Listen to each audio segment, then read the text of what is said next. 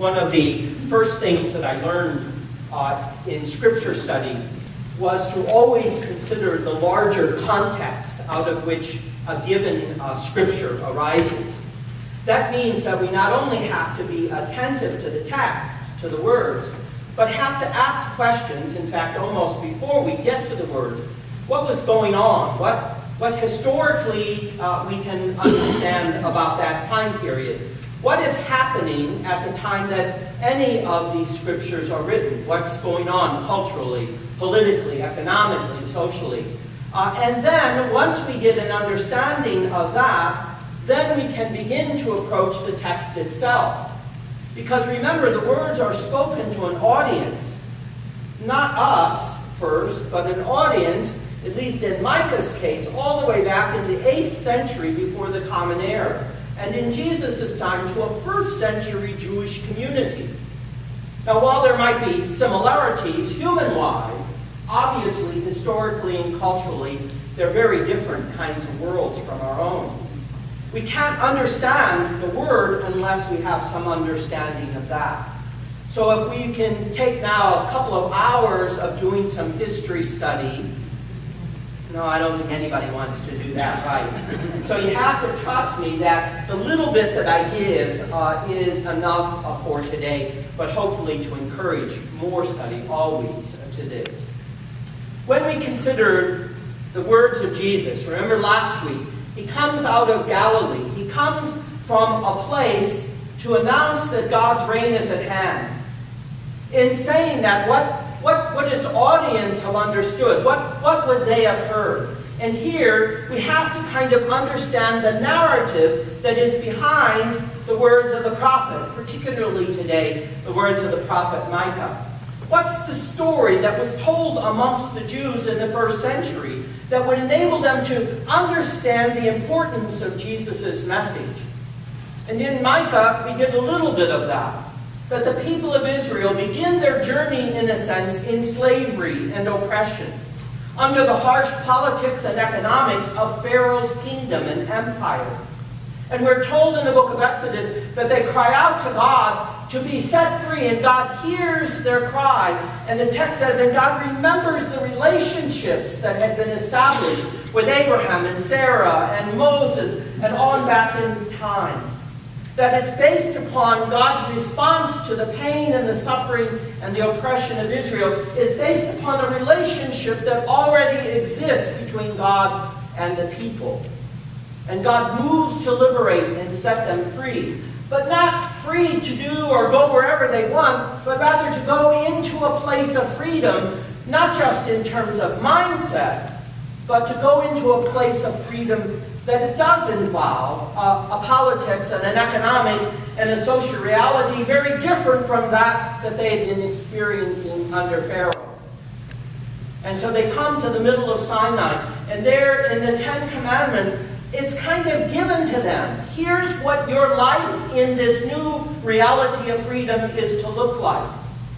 That it's defined by God. And remember, I keep saying this, as I said, that in Exodus, God's defined not by all-powerful, all-knowing, all-seeing. That's not how Exodus describes God. God is described as being slow to anger, rich in mercy, abounding in kindness, steadfast in love. That it's very clear that if God is to define their life, that those qualities and characteristics of God must shape their community life too. That they are as a people to be slow to anger. That as a people they are to be rich in mercy, abounding in kindness, steadfast in love. Regardless of what else is happening in the world, whether or not anybody else pays any attention to this, this is how they are to shape their life in community. Remember, I suggested that the weight of these commandments rests not on God, but on how they are going to shape their communal life. The practice of neighborliness. How they are to have an economics that doesn't take advantage of the lesser in the community. How their politics is to be defined by compassion and mercy and love. That every aspect of their life is, as played out from the qualities of God, is to be seen in the way that they shape their community life and political life, how they shape their economic life, how they shape their social life. They can't get away from that. And it's always now being drawn in contrast to what they may have remembered about their slavery in Egypt. Because the empire of Pharaoh didn't value the human person. Saw the person as only a means to get what they wanted, a product, somebody to produce goods for the empire. And it didn't matter what kind of life or what quality of life the individual had. And so when they come into the land, surprisingly, they don't really get it. That the Israelites do a terrible jihad against all the peoples that lived already in the land. They almost totally obliterate the population. They didn't get it. In fact, they had almost become the oppressors themselves. And sometimes that's what happens in revolutions, doesn't it? The oppressed become the oppressors. And so it takes another generation and almost another generation. And you think by the time that Solomon becomes king, they would have gotten it. But no, they didn't. And so God raises up in the midst of the royal empire of Solomon, one that the book of Kings says was the richest, most powerful, most widespread nation ever to have existed. Perhaps that was written by the royal spin doctors who like to tell the king, that they're doing a good job. You're doing a good job, king. Just keep doing it, even though everything has fallen apart around them. Not that there's any comparisons to anything in the present. You know me better than that. The prophets come at a moment in time when the mind, when the commitment, when what was being valued in the kingdom of Solomon had totally lost what the vision given to them at Sinai was all about. And so the prophets say, look what you're doing. This is one of the words of the prophet. You're sitting on your rich palaces, lying on your ivory couches, eating chocolate bonbons. You have to update hell the scripture. Eating chocolate bonbons, watching your soap operas. Although that's really dating me, isn't it? And you you're not even aware of the fact that your own brother Joseph is dying in the gutter. You live in a world that is deaf and blind and hard-hearted against the very people that God cares most about. And that's what the prophets say. That the most vulnerable in the community are given a priority of care because they often are prohibited from access to the political power. They often are excluded from the economic life. They are totally marginalized by the social rules and laws. And the prophets are clear. You cannot be a community that is shaped by God if you're doing that. It almost sounds like Pope Francis said. How can you call yourself Christian if you're not committed and understanding of the way of refugees? How can you do that? Prophets say to Israel, how can you be the people of God if you're not concerned about your own people or the others around you dying in the gutters? How can you do this? Now, telescope forward. And Jesus says the reign of God is at hand. What possibly can the people in the first century hear in that proclamation? Well, for one, what we have to do as Christians in the 21st century is not think that this is only about a spiritual reality. That the reign of God is not something that, just put up with all the crap and all the stuff of this world because you'll get to heaven and it'll be better there. It's not that at all. That what Jesus, the prophet, and it's clear that the people see him as a prophet, what Jesus, the prophet, is saying is, you know what? You've been blind and deaf and hard-hearted and ignorant of what God's purpose and intent for the world is. That you actually, and this is what began to happen in the first century, that in order to keep peace with the empire, and here it's no longer the empire of Pharaoh, or the empire of Babylon, or the empire of Assyria, or the empire of Alexander the Great, it's the Roman Empire now. You've wanted to keep peace with the empire for so long that you've begun to accommodate yourselves and become complicit in the empire's further action of oppressing and enslaving people. True historical fact that many Jews stopped carrying the name of Abraham and Isaac and Joshua and started taking the names Alexander, Estrobulus, because they didn't want to be singled out. They didn't want to be Jewish. They wanted to be Greek because that's where the safety was for them. They wanted to. There were even stories that the men were covering up their circumcision because when they participated in the games and the sports games naked, they would immediately be said, "Oh, there's a Jew." So Jesus, when he says the reign of God is at hand, it's meant to shake them out of their complacency and their complicitness with the empire. Because all of the political policies, if you just keep quiet, if you just keep silent, we won't bother you.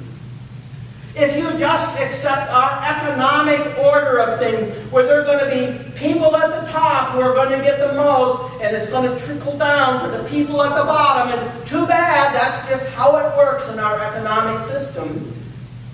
And they accepted that, seemingly.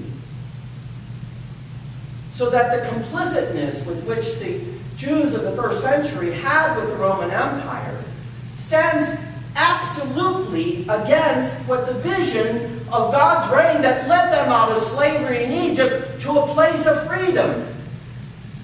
And what they had to realize is that the freedom wasn't to do whatever they wanted to do. The freedom was always to be in line with the purpose and intent of God for the world.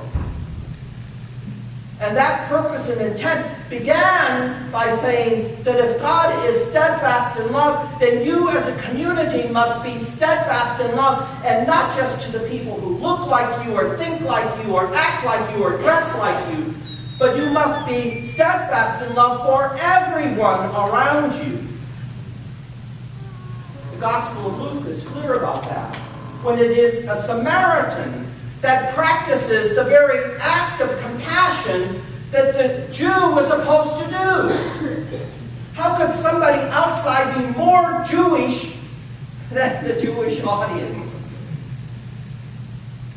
And you see, as Jesus says, the reign of God is at hand, he's not necessarily identifying that the reign of God has to be equivalent to the Roman Empire. That's a nationalism that doesn't fit at all with the vision. That it's not that we have to make the rules and orders to fit one particular understanding of who God is. It's never that. That's the mistake that Constantine makes in the 4th century and Theodosius makes in the next generation. Theodosius says Christianity and empire are exactly the same. So what happens is that Christianity is forced to be subservient to the empire once again, instead of always standing outside as a critique, as a prophetic voice against the ills and oppression of the empire itself. When Christianity becomes the nationalism of the country, you get things like the Crusades and the Inquisition and the pogroms of Central Europe and Eastern Europe. If you don't know what the pogroms are, it's where Jews were persecuted by Orthodox Christians and Roman Christians. When church and state become one, church is always going to lose, because it can never stand as a prophetic critique. Why? Because we're either going to be the victims or the beneficiaries of the good way that the state works.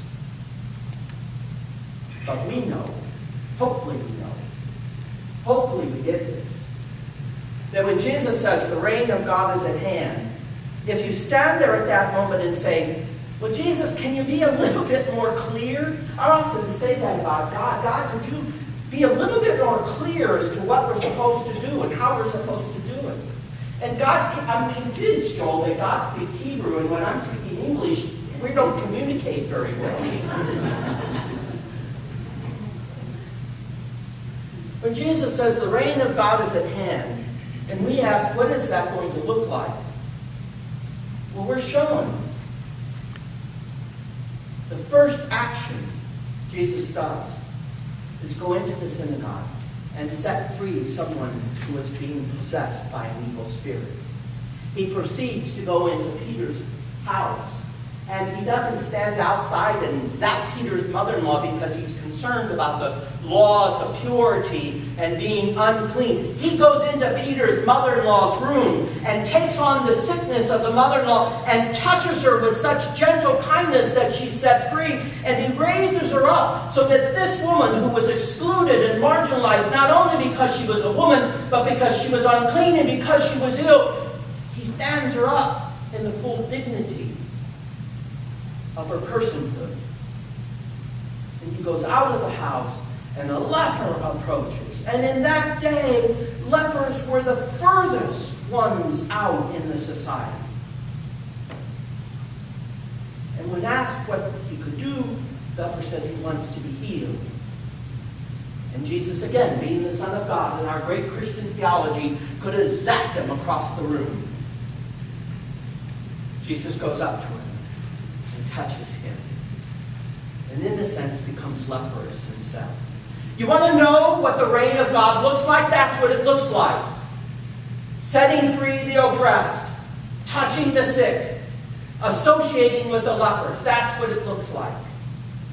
And if, by the way, you didn't get it, we have Matthew's gospel today. And to this audience that Matthew is writing to a Jewish Christian audience, he says, if you still don't get this, then let me show you where Jesus stands in our great tradition of Judaism.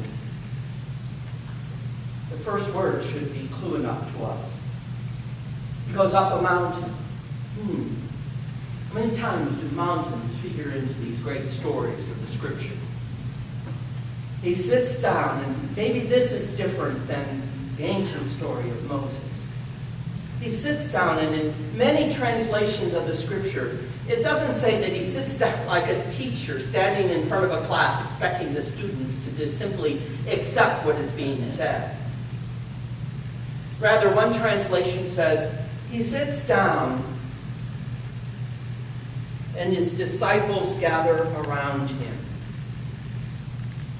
So that the sense of the community that Jesus is calling into being in the reign of God is one that, yes, indeed, is focused on not just the person of Jesus, but the teaching of Jesus, but even more so the example of Jesus. And that if Jesus is at the center, then they know that whenever they move out from that circle around him and then face the world, they have to be taking what they saw and experienced and witnessed in Jesus back out into the world. So just like the ancient Israelites were told they were to be the example of this new way of being to the whole world, every follower, every disciple of Jesus has to understand this. That they are to be a witness to, an example of, by their actions, not just by their words. If we're going to say, like last week, we're inclusive and welcoming, and yet can't commit to being that as a church, then those words are empty. They're empty.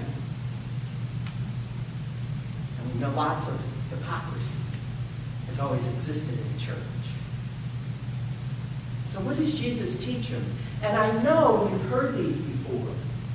We had a great hymn version of the Beatitudes. Many years ago, I remember hearing Robert Schuller talk about, remember that?